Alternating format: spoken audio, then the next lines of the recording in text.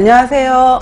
안녕하세요. 네, 저는 식사요법 및 실습 맡은 이경연이라고 합니다. 교재 받으셨죠? 네, 실물이 더 나을까요? 자, 식사요법 및 실습이었고요. 여러분들 오늘 이제 12주 동안 영양교사 그 전공 과목 들어가는 첫 번째 시간이잖아요. 그래서 저도 이제 어제 전화가 왔더라고요. 그래서 첫 시간을 맡은 만큼 학생들께 이제 학생들한테 할 그 인상적인 인사말을 준비해 와라. 이렇게 주문이 들어왔어요. 그래서 무슨 말을 해야 되나 막 이런 고민을 하고 왔었었는데 제가 딱 올해로 강의한 지가 20년이 됐더라고요.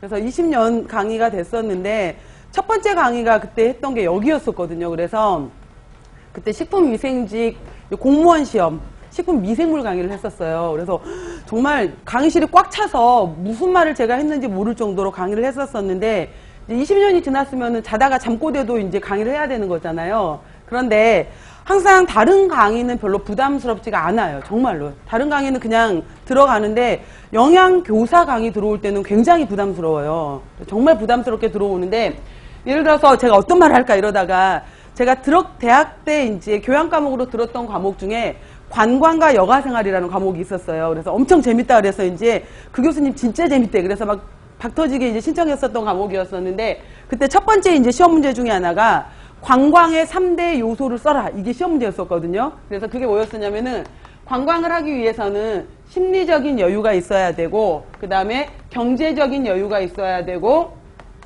시간적 여유가 있어야 된다라는 얘기를 했었어요. 이게 시험 문제 정답이었었거든요. 그런데 이제 과연 그러면은 오늘 와 계시는 또 이 수업을 듣는 학생분들은 이 여유라는 것을 가지고 있을까라는 생각을 오면서 한 거예요. 그랬더니 심리적 여유 전혀 없죠. 절박하죠, 지금. 그 다음에 과연 경제적 여유가 있어서 학원비를 지불하고 들어오셨을까? 이것도 아니라는 거죠. 지금 가지고 있는 아르바이트 생업 포기하시고 인생 한번 걸어보자 라고 나름 이제 올라오셨던 분들이기 때문에 경제적 여유 없습니다. 그래서 저도 이 부분 때문에 굉장히 안타까운 학생들을 몇 분 보는데 이제 혼자 있고 또 고시원 들어가 있고 이런 학생들 중에서는 아무래도 덜 챙겨 먹고 이러다 보니까 한 달쯤 지나면은 굉장히 이제 아파하면서 교수님 저 어쩔 수 없이 지방으로 내려간다. 그래서 뭐 인강으로 돌렸다. 이런 학생들을 종종 보게 돼요. 그래서 정말 이제 이게 먹는 문제하고도 직결이 되는 부분이잖아요. 그래서 이 경제적 부분 그리고 또 어떤 학생들은 없는 돈이지만은 뭐 헬스클럽을 끊었다, 요가를 끊었다. 그래서 1시간이라도 운동을 해야 될 것 같아서 끊는다라는 친구들도 있지만은 또 그 여유가 없으신 분들도 있잖아요. 그러니까 그러한 경제적인 그리고 시간적 여유. 그래서 과연 여러분들도 엄청 고민을 하셨을 거예요. 인강을 들을 것인가 아니면 직강을 나올 것인가 고민하시다가 물론 인강을 듣게 되면 시간적인 여유는 또 생기겠죠. 오고 가는 시간을 버리지 않을 테니까 화장하는 시간 1시간 안 버려도 되잖아요.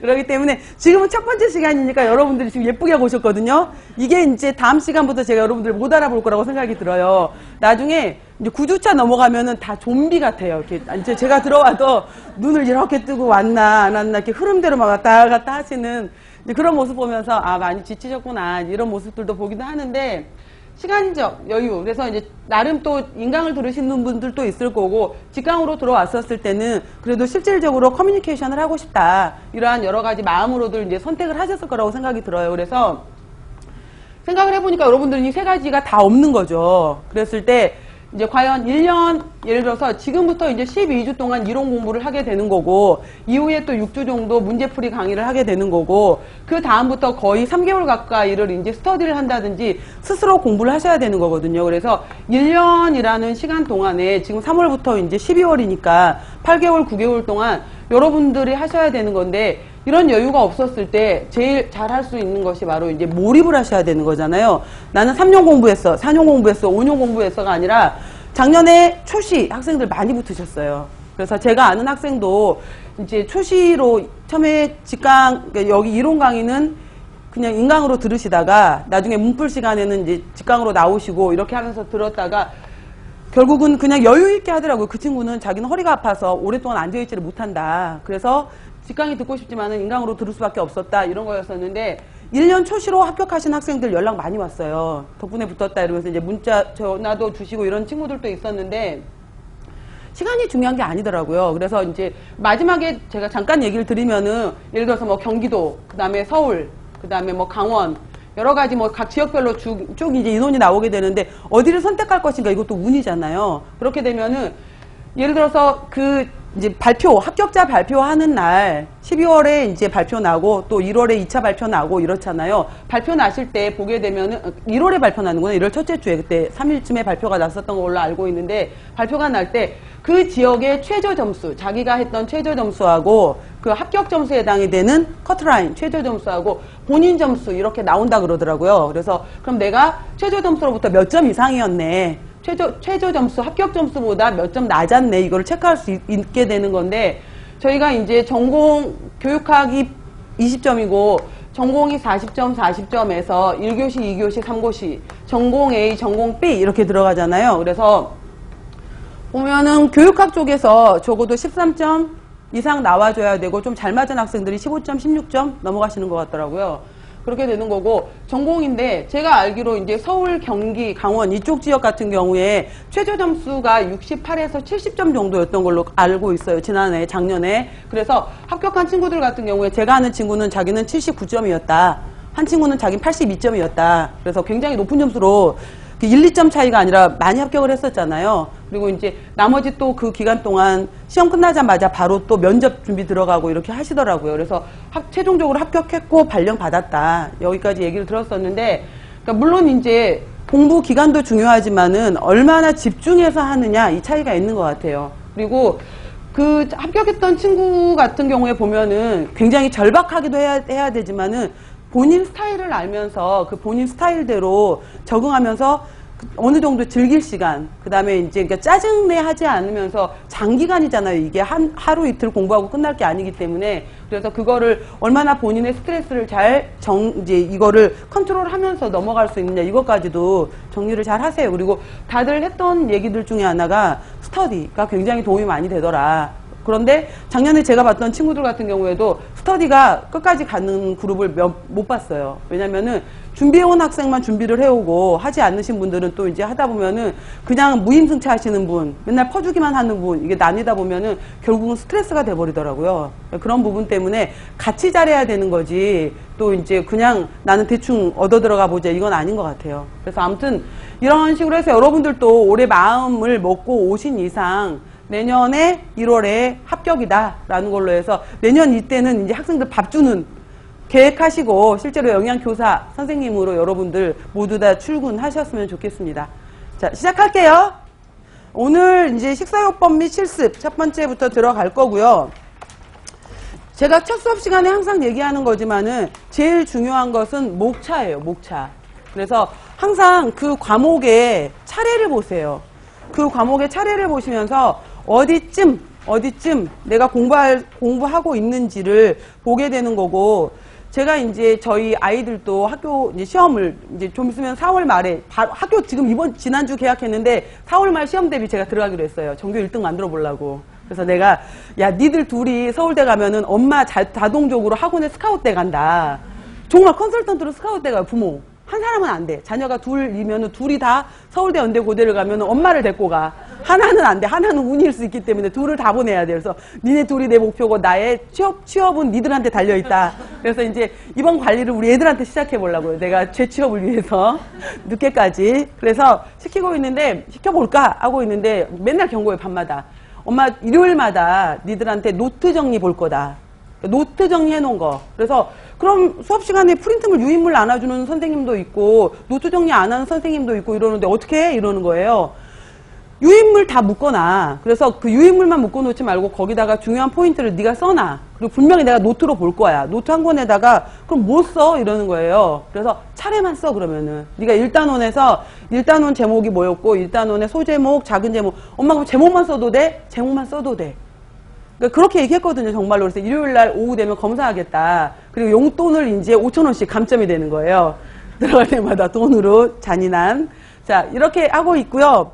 저희 애들 같은 경우에 반에서 유일하게 핸드폰 없는 한 명씩이에요. 없어요, 핸드폰. 그래서 창피해 죽겠다. 뭐 이러고 있는데 그건 내 할 바 아니고 니들이 창피하든지 말든지 나는 상관없다. 그래서 다들 친구들이 야, 돈 보태줄게 니들 핸드폰 좀 사라 막 이런대요. 그래서 엄마 친구들이 핸드폰 사주면은 가져와도 돼? 그건 아니라고 본다. 뭐 이러면서 그럼 우리는 언제 사? 니들 20살 넘어서 니들 돈으로 알아서 사. 나랑 관계없는 일. 이렇게 이제 결론은 내렸거든요. 근데 핸드폰 같은 경우에도 여러분들 알아서 이제 잘 절제하시고 하는데 지금 제가 얘기하고 싶었던 것은 제목 정리예요. 제목.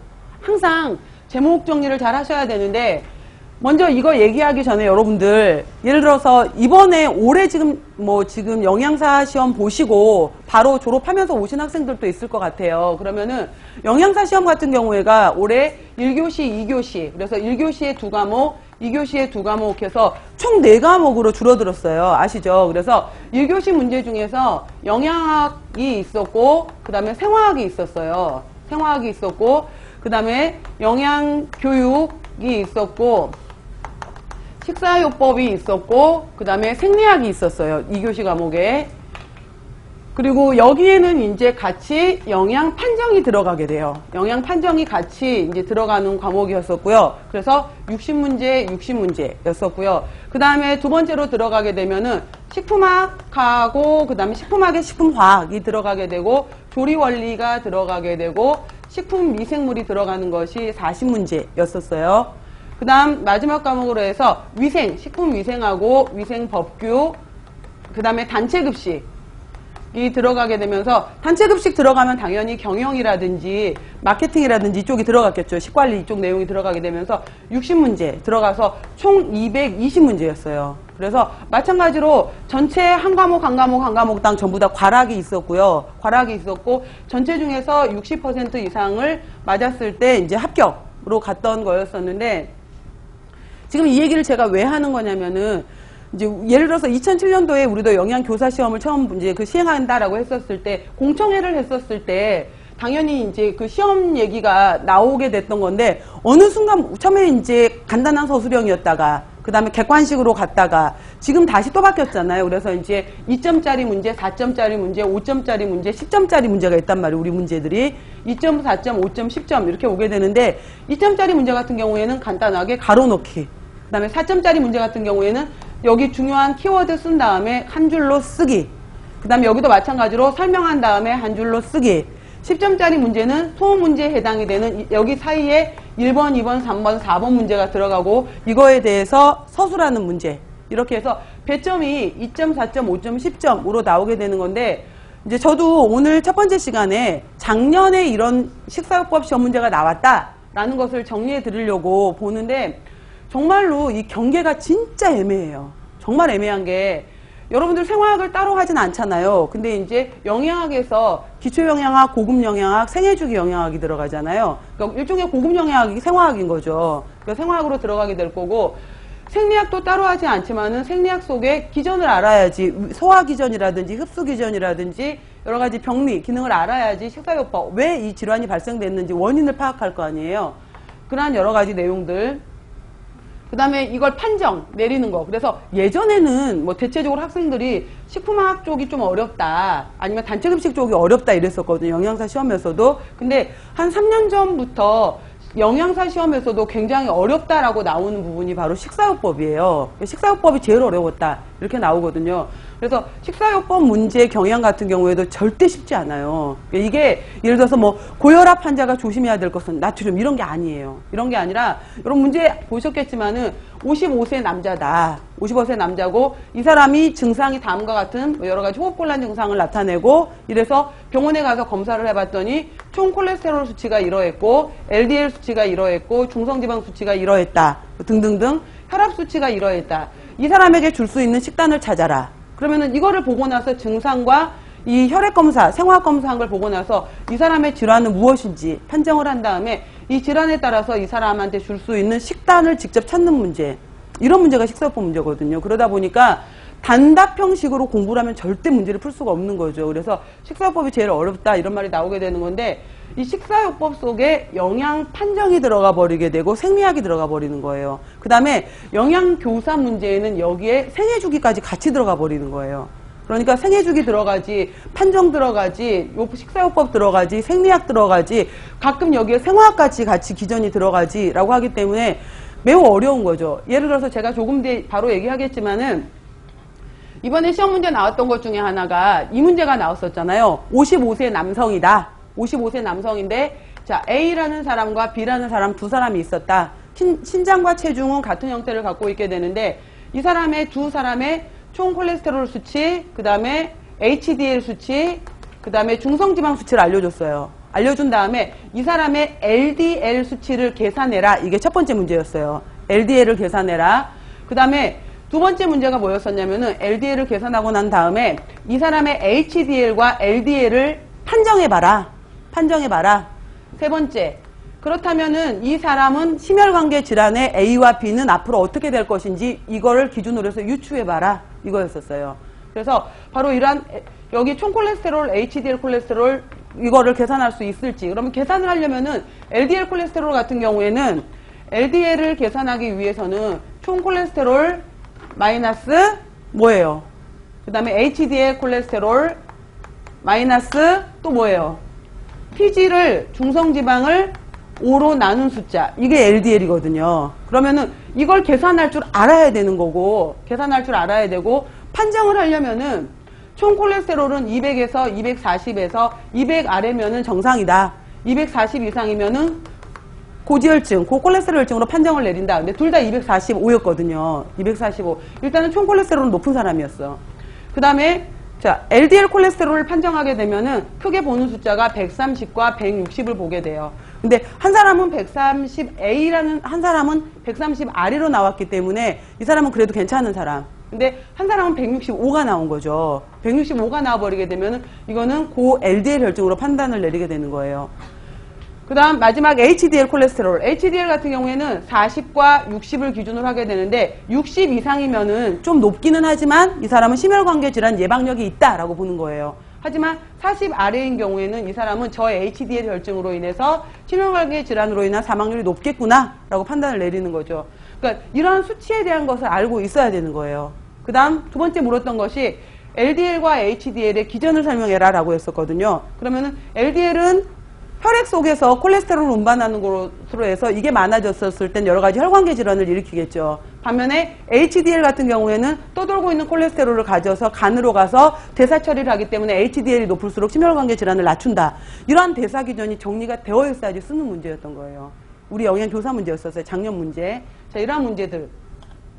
자, 이런 식으로 해서 제가 말하고 싶은 것은 그러니까 모든 과목에 영양학에, 그 다음에 식사요법에, 판정에, 생애주기에 이게 동시에 다 플러스가 돼버리는 거죠. 여러 과목들이. 그래서 그 선생님들마다 들어와서 저는 식사요법을 강의를 하고 또 다른 교수님은 영양학을 강의하고 또 고급 영양학을 강의를 하고 다르게 다들 강의를 하시지만은 결국은 모든 과목을 통합하는 것은 여러분이 하시는 거예요. 그러니까 저는 제가 가르치는 분야 말고 몰라요. 진짜로. 그래서 3개월 지난 다음에 3개월이 지나고 나면은 뭐 5시간에 제가 이제 조리 원리도 들어가지만은 식품학과 조리 원리도 경계가 정말 애매해요. 이게 식품학 문제야, 조리 원리 문제야, 다 이런 문제들이거든요.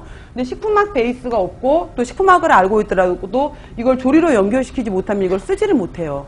다 이런 문제들이기 때문에 전체적으로 통합이에요, 통합. 그래서 여러분들의 3월달, 4월달, 5월달 이게 이제 기초과학이 심화가 같이 들어가기 때문에 가끔은 여기까지 설명할 필요가 있을까? 라는 부분도 있지만은 일단은 3, 4, 5월달은 여러분들이 이론 정리를 하시는 시간이다 생각을 하시고 그 이론을 무조건 따라오셔야 돼요. 그래서 본인이 따라오시고 그 다음에 정말로 예전 2년 전쯤인가 어떤 학생은 자기는 그 여기 학원에서 나온 교재 외에 다른 교재를 본 적이 없대요. 이 교재만으로 합격하신 친구가 있었어요. 울산 학생이었었는데 그냥 합격하신 그분도 있었었는데 이제 보통 과목당 뭐 2권, 3권 정도 여러분들 학교 때 보셨던 것부터 시작해서 갖고 계시잖아요. 근데 그거를 이제 3월달, 4월달, 5월달에 일단 이해를 하고 넘어가시는 거죠. 계속 이해를 하면서 따라가셔야 되고 6월에는 여러분들이 이 과목을 전체 정리를 한번 하셔야 되는 거예요. 그래서 7월달, 8월달에 이론 이제 문제풀이반이 들어온다라고 하게 되면은 그때는 여러분이 문제풀이반 정말 합격한 친구들 같은 경우에는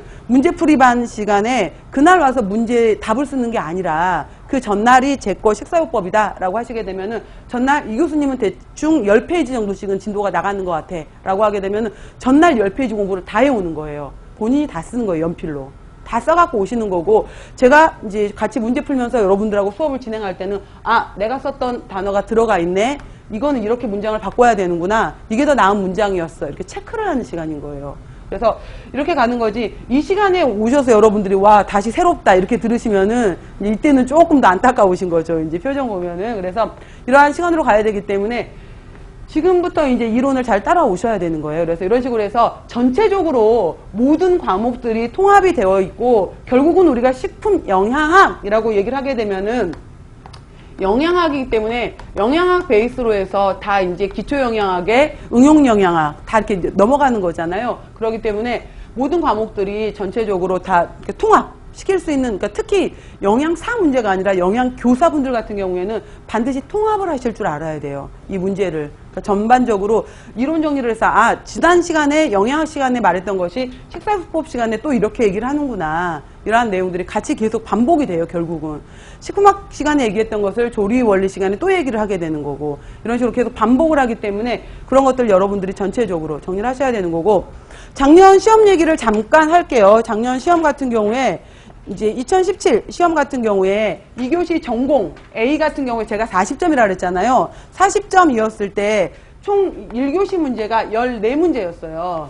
그러니까 A 2교시의 첫 번째 전공 A 시간에 14문제가 나왔는데, 이때 8문제가 2점짜리로 나왔고요. 앞에 이제 아까 가로놓기 단어 쓰는 것이 2점짜리로 나왔었고, 그 다음에 6문제가 6문항에 해당이 되는 것이 4점짜리. 그래서 16, 24에서 40점이었던 거예요. 그 다음에 전공 B, 이제 2교시, 3교시로 들어가게 되면은 세 번째 시간에 마찬가지로 40점이었었는데, 이때 8문항이 나와요. 8문항이 나오게 되는데, 5개는 이제 4점짜리로 나오게 되는 거고, 그 다음에 두 문제는 5점짜리로 나오게 되고, 한 문제가 이제 10점짜리로 나오게 되는 거죠. 자, 10점짜리 문제부터 먼저 얘기할게요. 그래서 10점. 아까 제가 어느 과목이든지 간에 어느 지역을 가든지 간에 서울, 경기 이쪽이 좀 세긴 하죠. 이게 수도권 지역에서 인근에서 가깝고, 여기에서 좀 확률을 노린다 그러면 또 강원도나 뭐 충청도 이렇게 내려가기도 하고, 자기 고향으로 지원하시기도 하시지만은 배점이 되는데, 전공에서 아까 제가 그 교육학에서 대략 13점 이상이 나와야 된다 그랬잖아요. 그럼 전공에서 70점은 나와줘야 되겠더라고요. 합격 라인으로 들어가시려면은. 근데 여기서 40점, 80점이잖아요. 80에서 70 맞기 진짜 어렵잖아요. 그러니까 정말 어려운 부분인데, 이 10점짜리 문제, 저는 아니 공부하셨다는 분들이 왜 이걸 헷갈렸을까? 정말. 근데 그 당시에 시험을 봤었을 때는 헷갈려요, 진짜로. 그러니까 여러분들은 이제 기출문제다 이렇게 보면은 쉬웠네 이렇게 보는 거예요. 그냥 이미 이제 그 심리적으로 이거에 대해서 압박감을 갖지 않는 상태로 보기 때문에. 하지만 당시에 시험 문제를 볼 때는 뭐지 이렇게 다 당황을 하게 되어 있는 거잖아요. 근데 그 10점짜리 문제가 이제 뭐였었냐면은, 무슨 문제였어요, 여러분들? 혹시 공부하셨던 분? 알레르기.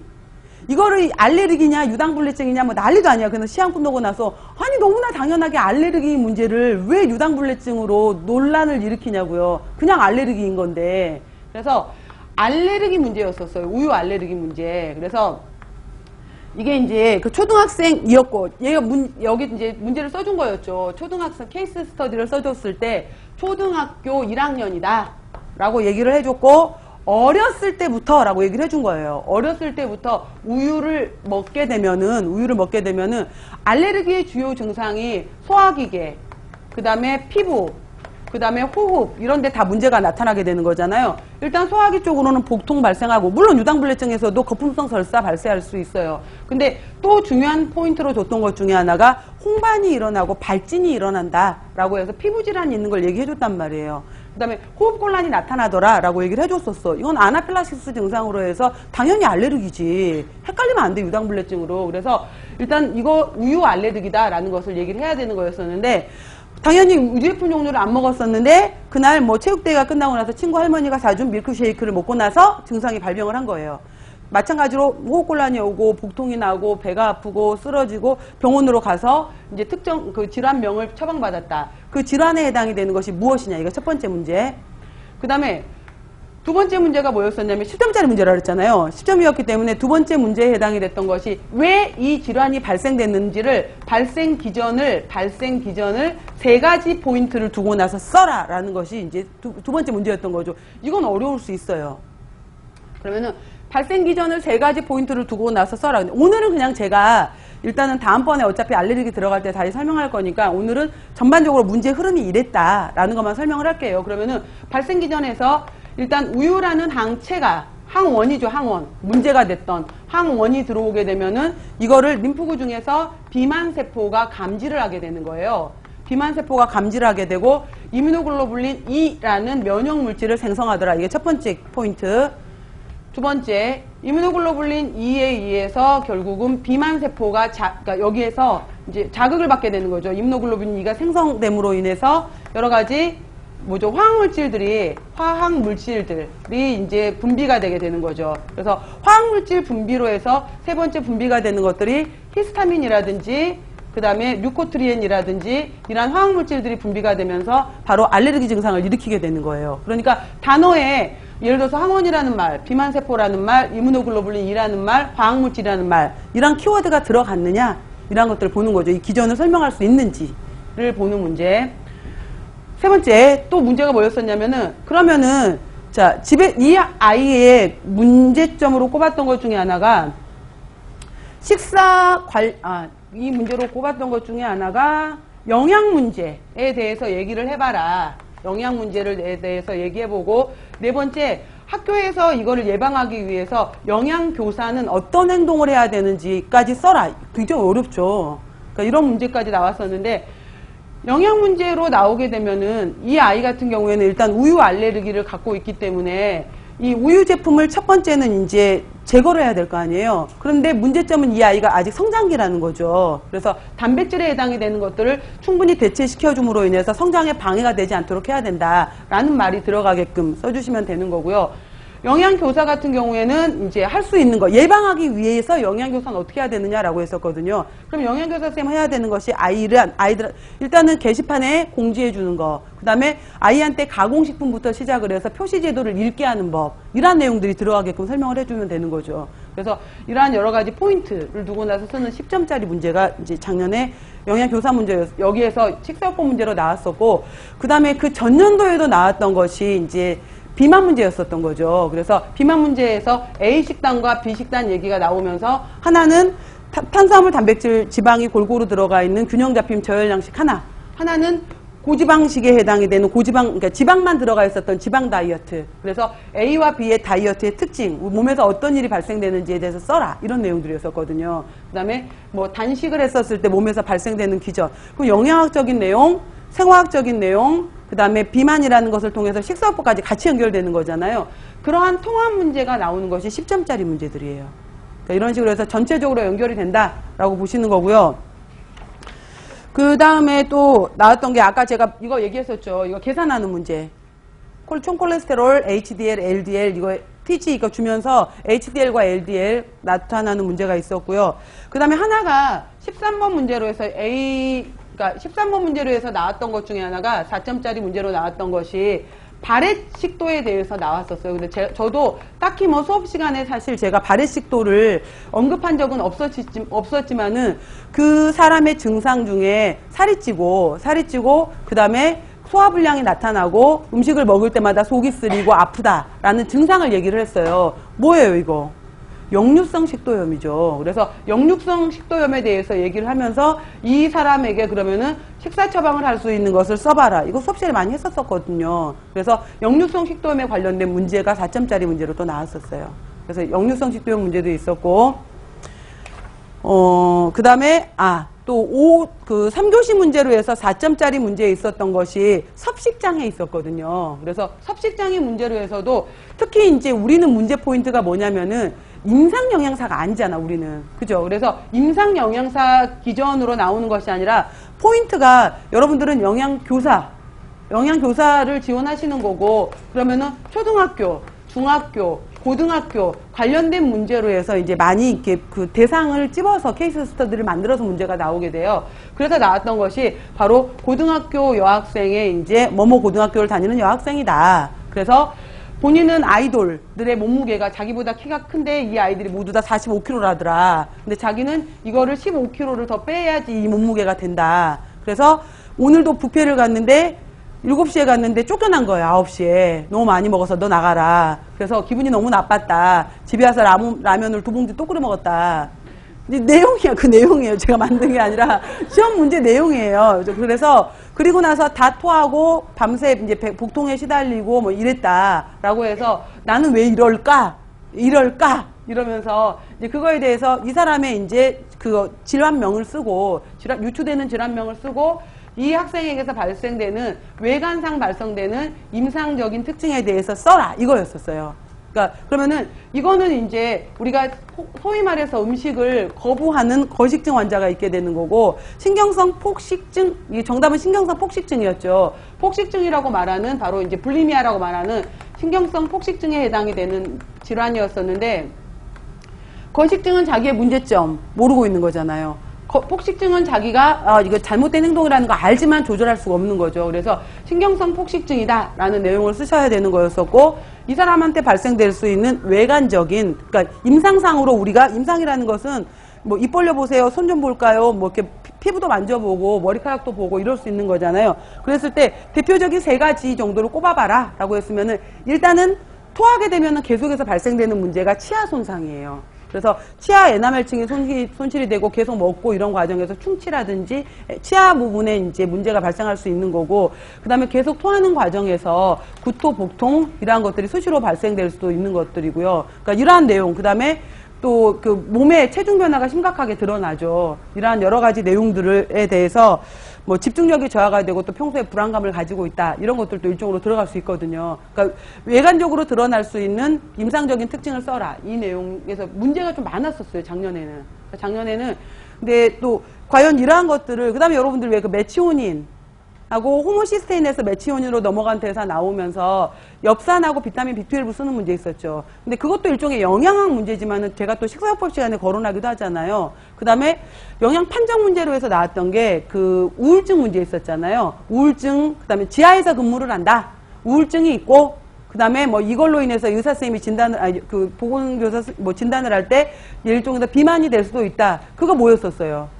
비타민 D였잖아. 비타민 D였었고, 비타민 D를 판정할 수 있는 우리 몸의 중요한 지표를 써라라고 했잖아요. 중요한 지표에 해당이 되는 것은 25하이드록시 콜레칼시페롤에 해당이 되는 거, 이걸 쓰는 거였었잖아요. 그래서 그 2점짜리로 해서 비타민 D 이렇게. 그래서 이런 문제들도 다 영양학 문제이면서도 또 언급되기도 하고 하는 문제들이기 때문에, 그러니까 한 과목을 열심히 하시면은 다 연결이 돼요. 그러니까 저는 이제 학생분들 강의 들으실 때 뭐 어느 교수님은 좋은데 어느 교수님은 별로야. 물론 이제 그 평가는 내리실 수 있는 건데, 그래서 그분이 싫어서 난 그 수업이 너무 짜증이 나, 막 이럴 수 있거든요. 근데 이제 그거는 아기들이 아니잖아요, 여러분들이. 그렇기 때문에 괜히 그걸로 해서 본인의 그 감정적인 손실을 일으켜서 수업에 지장을 안 받으셨으면 좋겠어요. 그래서 혹시 제 목소리가 마음에 안 들어서 너무 짜증이 난다 이러면은 제가 어떻게 할까요? 자, 이런 게 있기 때문에 마음을 편안하게 생각하시고 그 다음에 수업을 받아들였으면 좋겠어요. 그래서 이런 식으로 14문제, 8문제, 2점짜리, 4점짜리, 5점짜리, 10점짜리. 일단은 제일 중요한 것은 여러분들 항상 말하는 거지만 기본이에요. 기본, 이론. 기본 이론이 되어 있는 거고, 5점짜리, 10점짜리에 해당이 되는 것은 나중에 이제 문제풀이 시간 이후로 해서 여러분들이 핵심 키워드 쓰는 연습을 하시면 돼요, 그때는. 근데 이론 베이스가 없는데 어떻게 이거를 써? 그죠? 그렇기 때문에 항상 이론 내용에 충실하셔서 쓴다라고 생각하시면 됩니다. 자, 차례 볼게요. 차례 보시면은 첫 번째가 개요였잖아요. 오늘 시간에 제가 이제 개요, 오늘 다음 주까지 들어갈 건데, 간단하게 이제 키워드로 들어가는 것들이 병인식, 이라든지, 그냥 일단 들으세요. 2번은 병인식이라든지 식품교환표라든지 그 다음에 영양급식 투여 방법이라든지, 그래서 경관급식이다, 정맥영양이다. 근데 사실은 우리 쪽에서는 한 번도 나온 적은 없어요. 왜냐면 영양교사가 뭐 경관급식을 하거나 정맥영양을 할 일은 없잖아요. 그런데 또 어디서 어떻게 튀어나올지 몰라. 그러니까 불안하니까 또 공부는 해놓는 거죠. 그게 개요 파트였고요. 그 다음에 제2장 소화기계 질환으로 들어가게 되면은, 소화기계 질환 같은 경우에는 아까 말했지만은 구강에서부터 식도, 위, 소장, 대장, 항문, 까지 관련된 모든 질환이에요. 그러면은 여러분들 그냥 머릿속에 떠올려 보세요. 그러니까 영양사 공부했었고 과거 공부하셨을 때 입안에서부터 시작되는 것 중에 하나가 이제 삼키지 못하는 질환부터 나오잖아요. 삼키지 못하는 것부터 시작해서 나중에 항문 쪽에 변비, 그 다음에 과민성 대장증후군, 여러 가지 얘기들이 나오게 되겠죠. 중간중간에 이러한 내용들 소화기계 질환 파트가 나올 거고요. 그 다음 또 마찬가지로 간, 담낭, 췌장. 그러니까 지난번 챕터, 지금 제가 설명했던 것처럼 챕터 2에서도 역류성 식도염 문제 계속 잘 나왔었어요. 스트레스로 인한 질환, 그 다음에 이런 문제들이 있었고요. 챕터 3에서 간, 담낭, 췌장 질환이잖아요. 그래서 간, 담낭, 췌장 질환. 그래서 뭐 급성 간염, 만성 간염, A형 간염, B형 간염, C형 간염, 이런 간염 얘기들. 그 다음에 담석, 담낭, 그 다음에 췌장 질환. 그 다음에 알레르기 문제가 계속 잘 나왔었어요. 그러니까 계속 주기적으로 한 번씩 연달아서 계속 나오기도 했었고, 알레르기 파트, 그 다음에 특히 여러분들 영양교사시기 때문에 식단하고 관련되기 때문에 알레르기 부분도 잘 나오셔야 되는데, 이미 지금 10점짜리 문제로 크게 한번 나왔기 때문에 올해는 안 나올까요? 그건 모르겠어요. 그죠? 그래서 알레르기 파트가 있었고요. 그 다음에 순환계 질환으로 해서 심장 순환이잖아요. 그럼 심장과 관련된 질환들, 혈관과 관련된 질환들, 그 다음에 이제 고지혈증, 혈액과 관련된 질환들이 나오는 것이 순환계 질환이에요. 그 다음 당뇨병의 식사요법이라고 나왔는데, 당뇨 같은 경우에도 여러분들 소아당뇨가 있잖아요. 초등학교 학생들 당뇨, 제1형 당뇨, 소아당뇨 파트가 있기 때문에 1형 당뇨지만은 개중에 비만인 아이들의 경우에는 2형 당뇨 양상을 나타내기도 하죠. 비만으로 인한. 그러니까 이러한 특징을 묻는 문제, 또 당뇨 문제로도 나오게 되고요.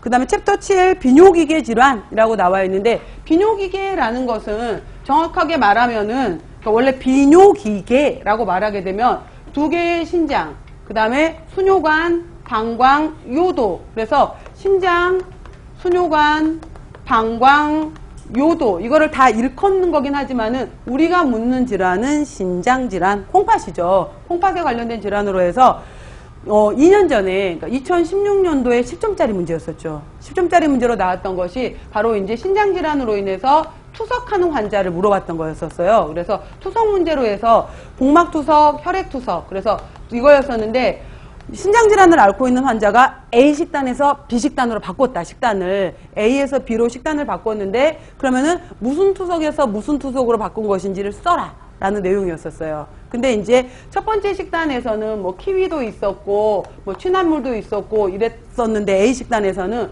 B 식단으로 넘어가면서 키위, 취 이런 것들이 빠지면서 뭐 딸기라든지 이런 걸로 바뀐 거예요, 메뉴들이. 그러면은 이 키위, 취는 특히 칼륨을 갖고 있었던 거였었잖아요. 그러면은 복막투석, 혈액투석 중에서 그나마 칼륨을 줄 수 있었던 것은 어느 투석이에요? 복막투석이었잖아. 그러니까 복막투석에서 이 사람은 혈액투석으로 바꾼 거였네. 왜? 자, 이런 칼륨이 많은 것들을 제한시켰다. 이런 것들을 쓰는 문제였었던 거예요. 그래서 이런 신장질환 파트에서도 투석 문제가 나오기도 해요. 그래서 투석 파트도 있었고요.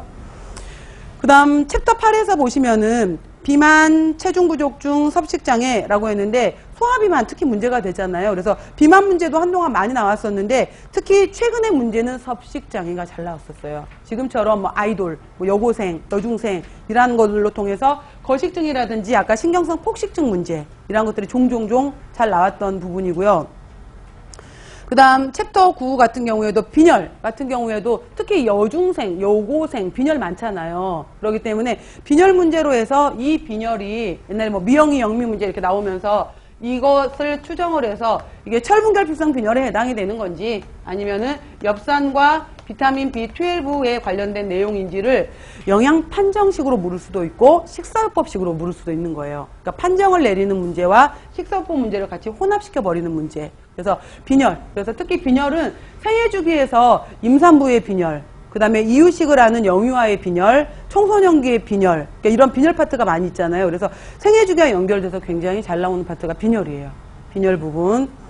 그 다음에 챕터 10에서 선천성 대사장애 및 골격계 질환이라고 나와 있는데, 여기에서 굳이 뭐 선천성 대사질환 이러면 여러분 바로 생각나는 게 예를 들어서 페닐케톤 유레아 뭐 이런 거 생각나죠. 갈락토세미아 이런 것들도 이제 들어가 있고요. 골격계 질환으로 해서는 워낙 골절, 골다공증 이런 문제도 나와 있고, 예전에 통풍 문제가 나온 적이 한 번 있었어요. 통풍, 요산 수치, 요산, 유릭 액시드, 요산 수치를 제시하면서 요산에 해당이 되는 것이 6에서 7mg/dL 정도가 정상인데 그 환자를 17인가 제시를 해준 거예요. 그럼 이걸 보고 나서 이 사람 요산 수치가 높은 거였네? 라고 판정을 내려야 되는 거죠. 그러면 이 사람 통풍하고 관련될 수 있겠다. 이런 것들 내리는 문제. 그래서 식사요법 이전의 문제는 굉장히 판정 문제들이 많이 있어요. 그래서 그 부분은 제가 이제 저희 챕터 지나갈 때마다 반드시 외워야 될 숫자들은 다시 언급을 하고 가겠죠. 그래서 전반적으로 식사요법은 개요에서 소화기계, 간담낭 췌장질환, 알레르기. 그래서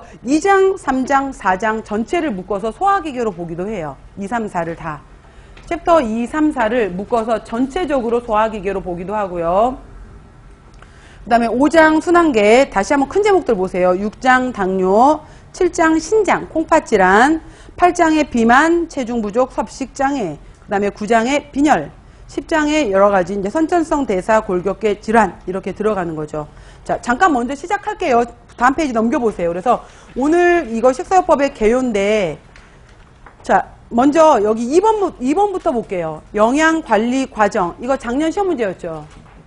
시험 문제였어요. 이거 저도 당연히 수업 시간에 언급을 했었고, 프린트물 드렸었고, 그 다음에 이게 보니까 또 영양 판정 시간에도 또 나오더라고요. 똑같이. 그래서 이 문제가 이 NCP 혹은 Nutritional Care Process라고 쓰던지 아니면 영양 관리 과정을 쓰던지 이게 시험 문제였었어요. 작년에 2교시 6번 문제로 해서 2점짜리 문제였었어요. 이게. 그래서 무슨 내용이었었냐면은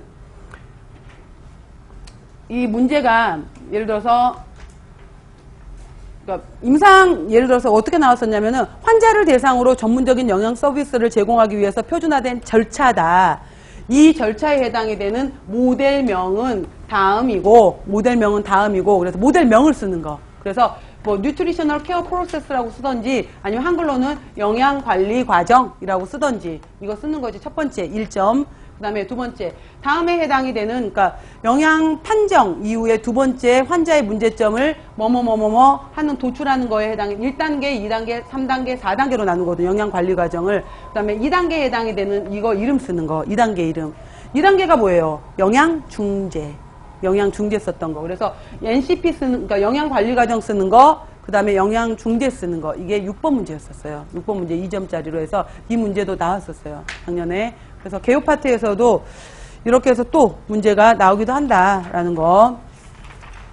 자, 볼게요. 그래서 첫 번째 나와 있는 것처럼 이제 저희 다시 위로 올라갈게요. 식사요법의 정의에서 여러분 임상영양학하고 식사요법의 차이점이 뭘까요? 그러니까 여러분들 책이 임상영양학 책도 갖고 계시죠. 식사요법 책도 갖고 계시죠. 그래서 근데 임상영양학 책은 어느 때 봐요?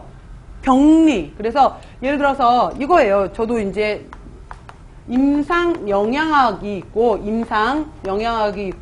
식사요법이 있게 되는 건데, 임상영양학은 그 질병에 해당이 되는 질병에 해당이 되는 원인을 규명을 하고 왜 발생했는데 왜, 그러니까 생리학적인 내용을 알아야 되는 거예요. 생리학적인 내용을 알아야 되는 거고, 그래서 이 환자의 증상이 어떻게 나타났는데, 아까 살이 쪘고, 뭐, 예를 들어서 술을 마시는 날이 많았고, 뭐, 흡연을 했고, 토하는 날이 많았다. 그럼 원인이었잖아, 그게. 그래서 이 사람이 공복 시 새벽마다 통증을 느꼈고, 음식 삼킬 때도 많이 속이 쓰리더라. 라는 내용이 증상으로 제시를 해줘요. 그러면은 이 사람의 치료를 어떻게 할 건데? 라는 내용인데, 바로 원인과 증상 부분, 왜 발생되었는지를 좀 더 구체적으로 하는 과목이 임상영양학인 거예요. 그러면은 이 사람을 치료를 하려면은 수술 치료를 하든지 안 되면은 약물 치료를 하든지 그 다음에 음식으로 치료를 해야 될 거 아니에요. 자, 수술 치료는 의대, 약물 치료는 약대. 바로 식사요법으로 어떻게 치료할 건데 이거예요. 그러니까 치료법 자체에 대해서 어떻게 치료할 거야 라고 치료법 자체에 포인트를 주는 것이 바로 식사요법인 거죠. 이거예요. 그러니까 임상영양학과 식사요법의 차이점이. 그러니까 근데 우리가 이제 문제를 물어볼 때는 원인, 증상, 식사요법에 의한 치료법까지 세 가지를 동시에 물어보는 거죠. 세 가지를 다. 그래서 바로 이러한 것을 규명하는 것이 식사요법에 해당이 되는 건데, 각 개인에게 맞게 질병의 치료에 부합하는 환자의 정상적 영양 상태를 유지한다. 그래서 신체 기능, 면역력, 영양결핍증을 예방 교정하고 적정 체중, 항상 우리가 이제 나오는 것이 정상 체중, 표준 체중, 적정 체중 이런 용어가 나와요. 그래서 체내 영양소의 이용 능력을 증진시킨다. 그래서 크게 목적은 4가지예요. 밑에 나와 있는 거 4개 키워드. 영양 상태를 증진하겠다. 질병을 치료하겠다. 합병증을 예방하겠다. 그리고 재발되는 것을 방지하겠다. 4가지. 자, 두 번째, 영양관리 과정. 이거 모델명이에요. 이게 뉴트리셔널 케어 프로세스, 영양관리 과정. 그래서 실무 영양사가 환자에게 전문적인 영양관리를 제공하기 위해서 이 영양관리 과정을 체계적으로 절차를, 모델을 개발을 해 놓은 거예요. 이렇게 하는 게 좋겠다라고 해서. 그래서 요즘에 임상영양사 대학원이 유야무야 많이 좀 죽었어요. 그러니까 이게 좀 그쪽 시장에서 뭐 의료수가를 올린 것도 있었고 임상영양사가 과연 필요하냐 이래서 없어지는 대학원들이 좀 많아지더라고요. 근데 또 현직에 있는 병원에서 실제로 임상영양사는 몇 없잖아요. 병원이 그렇게 많은 것도 아니고. 근데 첫 번째 수요에서 워낙 많이 만들어놔서 그 이후 과정들은 조금. 그래서 첫 번째 때는 왜 영양사가 실무를 3년을 가져야 되잖아요. 그러니까 학교에서도 4년, 5년을, 그러니까 4학기, 5학기를 공부를 하고 실무 경력도 3년 이상. 야, 인턴도, 병원 인턴도, 의사도 1년인데 무슨 영양사가 3년. 그래서 이제 1년으로 줄였죠. 실무 경력 1년으로 줄긴 했었는데 임상영양사 요즘에 좀 쉽지 않더라고요. 그러니까 되기도 쉽지 않고 돼도 취업도 좀 많이 어렵고 기존에 계신 분들이 나가질 않으니까 이러한 것들, 임상영양제도도 있고요. 바로 이러한 임상영양에 관련된 건데 임상영양과 영양관리 영역을 체계적으로 연결시키는 바탕이 되었다. 그래서 4단계로 나누어요. 1단계 영양 판정, 그 표로 보세요. 표. 1단계 영양 판정, 2단계 영양 진단, 바로 이게 이제 시험 문제 나왔던 거죠. 진단. 3단계 영양 중재, 그래서 어떻게 할 건데 이거예요. 중재. 4단계 이 환자에게 이제 교육하고 알려준 다음에 모니터링, 그 이후에 결과치를 계속 모니터링하는 거예요. 모니터링하고 평가하겠다라고 해서 1, 2, 3, 4단계가 되는 거죠. 그래서 첫 번째 판정 보시면은 영양과 관련된 문제와 원인을 결정한다. 넘겨보세요. 그래서 영양 판정 방법에 지금 5가지가 나와 있죠. 먼저 그림으로 보시면은 먼저 이 사람이 아까 말했던 것처럼 뭐 손톱, 여러분 손톱 볼 줄 알잖아. 손톱 매니큐어 안 바르고 봤었을 때 손톱이 붉은빛이어야 되고, 그죠? 붉은빛이어야 되고 손톱이 동그랗게 해야 되는 건데, 자, 평평해지면서 나중에 이렇게 되는 것이 맞는 건데 평평해지면서 나중에 손톱이 들린다. 얇아지면서 빈혈, 철분결핍성 빈혈이 있었을 때 발생되는 거죠. 세로줄이 생기면서 손톱이 들리는 거. 임상으로 본다든지 입가에 여러 가지 피부 트러블, 구순구각염이 발생이 됐다든지 염색을 한 게 아닌데 머리카락이 푸석푸석하고 탈모 증상이 많이 진행이 되었다든지 이 사람의 피부를 눌러봤는데 부종 증상이 있어서 누르고 난 다음에 튀어나오질 않는다든지 이러한 여러 가지 임상도 있고요. 그 다음에 식사조사, 다이어터리 식사조사. 그래서 뭐 24시간 회상법, 식사일기, 빈도조사, 여러 가지 식사조사. 그 다음에 환자의 과거력이라고 해서 문진표라고 하잖아요. 우리가 뭐 직계가족 중에 암 환자가 있습니까? 직계가족 중에 뭐 이러한 여러 가지, 과거에 이런 질환을 앓은 적이 있습니까? 이런 것들, 과거력. 그 다음에 실제로 이제 키, 몸무게, 제보죠. 혈액검사, 소변검사, 엑스레이 이런 거 CT 촬영 해보는 것들 또 해보기도 하고요. 그 다음에 생화학검사, 아까 지금 다 같이 얘기한 거예요. 생화학검사에서 혈액검사, 소변검사 이런 것들. 자, 밑에 볼게요. 보시면은 환자의 사회력 및 병력 조사에는 과거에 이 사람이 현재 어떤 질환을 앓고 있느냐, 최근에 뭐 수술한 적이 있느냐, 어떤 약물을 드시고 있느냐, 건강보조제는 어떤 종류를 드시느냐 이렇게 물어보죠. 그리고 또 교육 수준, 직업, 종교, 뭐 예를 들어서 난 이슬람이다 뭐 라고 한다면은 이 사람은 아무래도 육식 쪽, 돼지고기 쪽을 안 먹겠구나 뭐 이런 걸 유출한다든지. 그 다음에 수입 정도에 따라서도 식문화가 굉장히 달라지죠. 수입. 그 다음에 주거시설 상황, 나이, 성별, 가구 구성이 혼자냐, 가족이 다 같이 사느냐, 이러한 가구 구성, 흡연, 그 다음에 일상활동, 보통 이런 거 많이 물어보잖아요. 지난 일주일 동안 뭐 땀을 흠뻑 젖을 정도의 운동을 몇 회 정도 하신 적이 있습니까? 이렇게 묻잖아요. 뭐 그런 운동 여부, 그 다음에 인식, 태도, 이런 것들을 물어보는 것을 사회력 병력조사라고 한다. 자, 두 번째, 계측. 환자의 신체 계측은 키, 신장, 그 다음에 체중, 그 다음에 상완둘레. 상완둘레, 이번에 상완둘레 면적 시험 문제 나왔었죠. 그 영양판정 부분에서 작년 문제로 해서 그 상완 근육둘레, 이렇게 팔로 해서 측정하는 거잖아요. 그래서 먼저 상완의 둘레를 측정하고 난 다음에 바깥쪽은 지방이죠. 두겹 두께를 통해서 지방을 측정하고 그 다음에 그 안쪽에 당겨져 있는 쪽이 뼈 바깥쪽에 이제 근육이 있는 거잖아요. 근육량 측정을 통해서 이 사람의 그 단백질 정도를 파악하는 정도. 그래서 바로 이제 그것도 나왔었는데 상완둘레, 상완 삼두근 피부 두겹 두께, 그 다음에 엉덩이 분의 허리 둘레, 체질량 지수 BMI 이러한 것들은 키 몸무게가 있어야 되는 거잖아요. 줄자로 재는 것들, 무게, 저울 이러한 것들.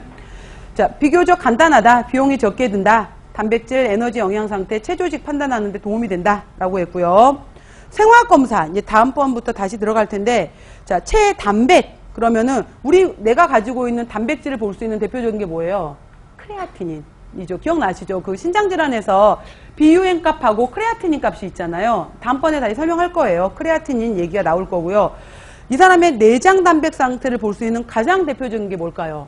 알부민. 그래서 혈청 알부민. 정상 수치 3.5에서 5.0. 지금은 당연히 모르셔도 돼요. 나중에 차근차근 다시 들어갈 거니까.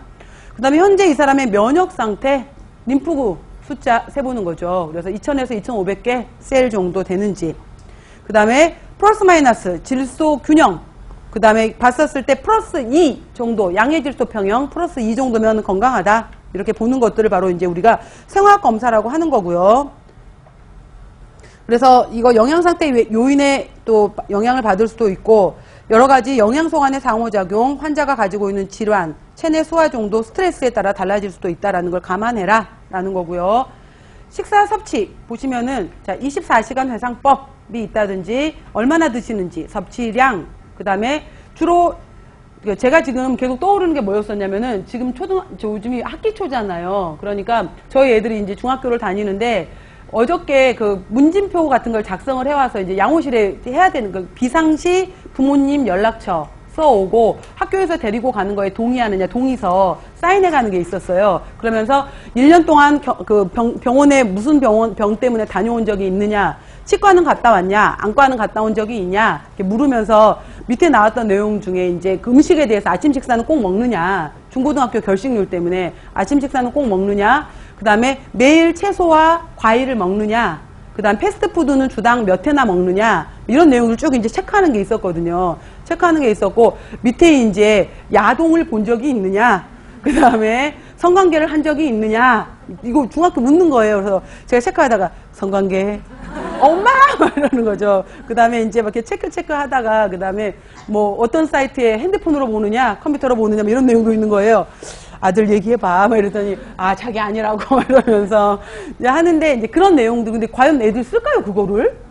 그래서 이제 그거를 정말 쓸지 모르겠어. 근데 하여간 간에 뭐 성관계라든지 야동이라든지 뭐 그런 내용들도 들어가 있었고, 이러한 내용들이 있었는데, 그 문진표 작성해서 이제 들고 갔었거든요. 들고 간 내용들, 질환 내용들 쓰는 거. 그 다음에 뭐 그 알레르기가 있다면은 그 알레르기 내용을 기록을 해줘야지 이제 영양교사 선생님이 이걸 전부 다 몇 반에 누구가 무슨 알레르기 체크를 할 거 아니에요. 그럼 그 친구한테는 미리 얘기를 해주고 식단표를 제시를 해줘야 되는 거니까. 그것 때문에 정말 영양교사 선생님들 일이 많대요. 알레르기 때문에 실제로. 학교마다 다 있기 때문에. 그래서 제가 아는 분은 하이라이스에 우유를 집어넣었다가 난리가 난 적이 있대요. 그러니까 정말 소량 집어넣는 기 때문에 그날 생각을 못했대. 그냥 더 맛있게 해주려고 우유 넣으세요 이거였대. 그러니까 이제 이미 나가는 그 급식 그 신문에는 안 써놨었고 그거를. 근데 자기가 넣어버린 거예요 그거를. 그것 때문에 아이가 이제 또 응급실 실려가고 이래서 정말 그럴 때마다 가슴이 철렁철렁 내려앉는다. 순간 잊어버리는 거죠. 더 잘해주려다가. 그러기도 하고 이렇더라고요. 그래서 이러한 여러 가지 섭취 이런 것들도 있고요. 식사 일기, 뭐 에너지 계산. 다음 임상조사. 자, 5번 보시면은 얼굴, 머리카락, 피부, 근육, 그 다음에 탈모, 탈색, 염증, 변형, 부종, 여러 가지 조직 손실 이런 것들을 통해서 바로 추정할 수 있다라고 했고요. 자, 잠깐 쉬고 진단부터 다시 들어가도록 할게요.